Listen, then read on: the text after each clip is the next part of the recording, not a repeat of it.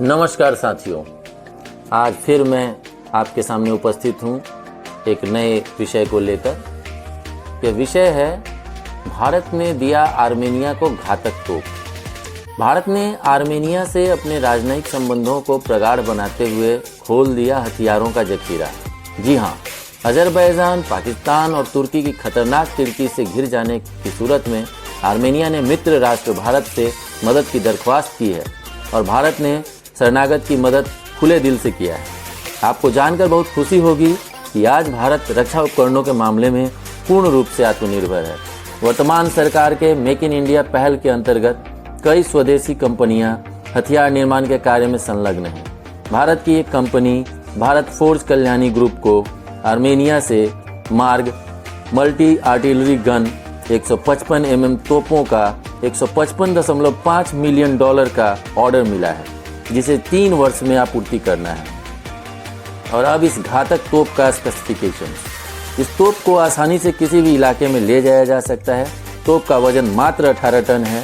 इसके अलावा यह बड़ी ही आसानी से किसी भी मौसम में तैनात किया जा सकता है। और इतना ही नहीं, इसे क्रियान्वित करने में दिन के समय महज 1.5 मिनट और रात्रि में मात्र 2 मिनट का समय लगता है। इसकी मारक क्षमता प्रोजेक्टाइल में 24 किलोमीटर है और यह अपने लक्ष्य को 30 किलोमीटर की दूरी से भी भेज सकता है। इसका रेट ऑफ ऑपरेशन 3 राउंड्स पर 30 सेकंड है। इंटेंस मोड में 12 राउंड 3 मिनट में चला सकती है। सस्टेन्ड मोड में 42 राउंड 60 मिनट में चला सकती है। एलिवेशन एंगल -2 डिग्री से 72 डिग्री है। इसके पूर्व भारत और आर्मेनिया के बीच 24 करोड़ 50 लाख डॉलर में पिनाका रॉकेट सिस्टम का सौदा हुआ था। पिनाका रॉकेट सिस्टम एक एंटी टैंक सिस्टम है जो 44 सेकंड में 12 रॉकेट्स दागता है। वर्ष 2020 में आर्मेनिया ने भारत के साथ स्वाति मोबाइल रेडार सिस्टम खरीदने के लिए सौदा समझौता किया था। यह सौदा $4 करोड़ का था। आर्मेनिया और भारत के बीच पूर्व से ही सक्रिय राजनीतिक संबंध रहा है।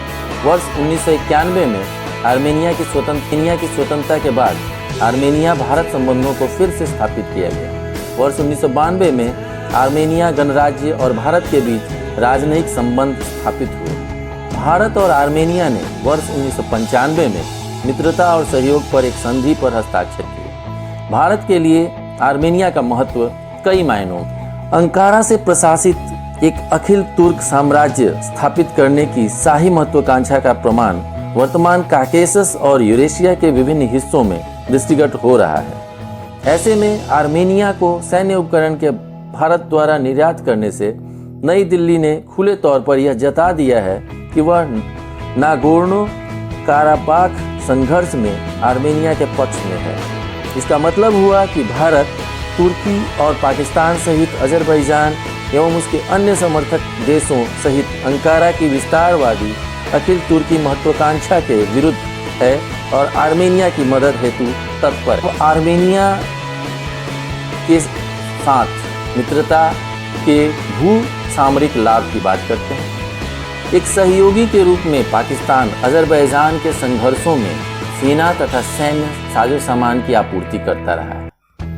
इसी प्रकार अजरबैजान ने भी इस्लामाबाद में अपने साझेदारों को भू राजनीतिक, भू आर्थिक और भू रणनीतिक लाभ प्रदान किए हैं। आर्मेनिया में अजरबैजान की सफलता से पाकिस्तान अत्यधिक सक्रिय हो जाएगा, जिसके भारत के लिए घातक परिणाम हो सकते हैं।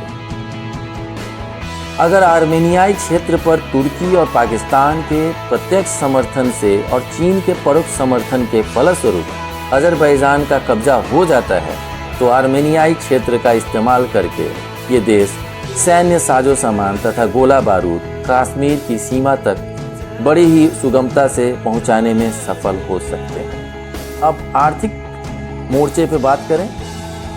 आर्मेनिया भारत समर्थित अंतर्राष्ट्रीय उत्तर दक्षिण परिवहन corridor, international north south transport corridor INSTC और मित्र देश ईरान समर्थित काला सागर फारस की खाड़ी परिवहन कॉरिडोर में महत्वपूर्ण भूमिका निभा सकता है। तो दोस्तों, आपने देखा कि कल तक जो देश दूसरे देशों के ऊपर अपने रक्षा उपकरणों की आपूर्ति के लिए निर्भर था, आज वही भारत देश अपनी रक्षा संबंधी उपकरणों की आवश्यकता को तो पूरा कर ही रहा है, साथ ही साथ अपने मित्र देशों को भी मदद स्वरूप समृद्ध रक्षा उपकरणों का निर्यात कर रहा है। साथ ही साथ वैश्विक स्तर पर अपनी विशिष्ट कूटनीति के बदौलत अपने दुश्मनों को बैकफुट पर ढकेल रहा है तथा अपने स्थिति के विश्व पटल पर और भी मजबूत बना रहा है।